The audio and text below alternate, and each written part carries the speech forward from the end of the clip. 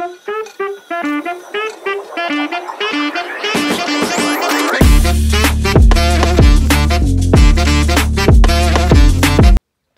nga ba ang tawilis ay endangered species na?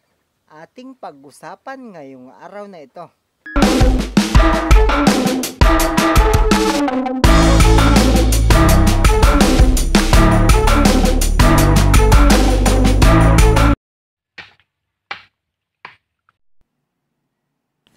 Ang importante, malinis ang tubig, malinis ang ating kapaligiran, walang basura. At ito ay pwedeng kainin ang ating mga isda kasi sigurado tayong sila ay hindi nakatira sa madumi at contaminated area. Ang mga isdang tilapia, hito at itong mga bangus ito ay nabubuhay sa freshwater. Kung madumi ang ating tubig, pwede tayong magkasakit. Ayon sa eksperto, yung mga sakit na pwedeng makuha ng mga isdang ito ay maaaring makapekto sa ating kalusugan. Kaya importante na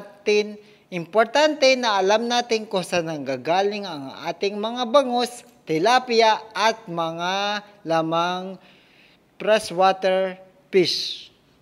Freshwater isda.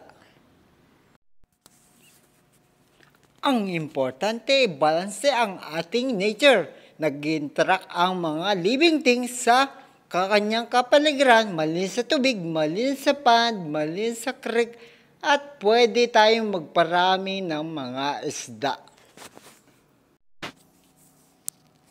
Ang alaga ko'y tilapia, hito, at hindi ko may paliwanag na mukhang bangus na maliit lamang.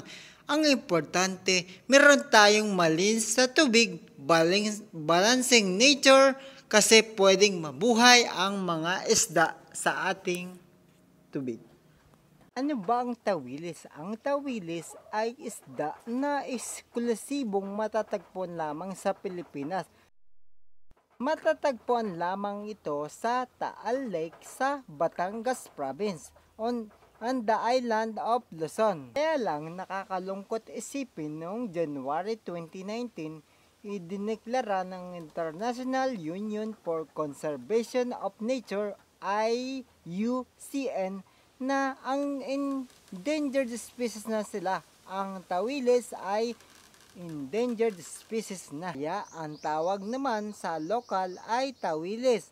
Sa Cebu ay tonsoy. Ekolohiya ay pag-aaral ng mga organismo kung paano sila makapag-ugnayan sa kapaligiran sa kanilang paligid.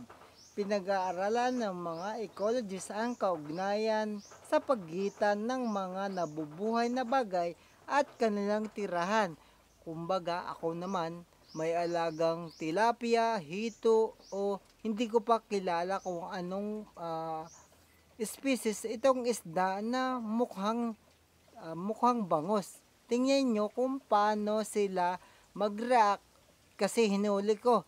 Tingnan nyo kung ito'y na-identify na, pwede kayo mag-comment sa comment section kung ito ay may pangalan na or hindi pa na-identify ng mga eksperto. Ang tilapia ay naglalaman ng kapaki-pakinabang na sustansya.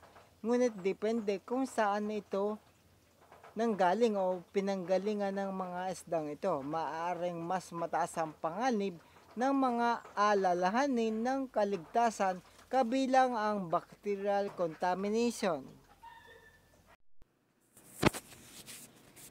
Isda na pwedeng nasa kabilang pond pagkain ng aking mga pato. Isda na pag nasa kabilang pond na pwede naming pangulam sa hapagkainan. Ang alaga ko'y tilapia, hito at hindi ko may paliwanag na mukhang bangus na maliit lamang. Ang importante, meron tayong malinis sa tubig, balancing nature, kasi pwedeng mabuhay ang mga isda sa ating tubig. Maraming salamat kay Mel. Happy farming and enjoy farming!